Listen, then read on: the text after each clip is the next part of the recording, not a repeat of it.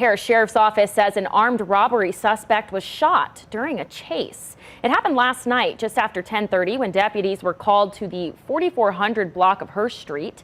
One woman was detained there in connection with the burglary, but a second male suspect ran off. Deputies chased him to the 2600 block of Homa Boulevard.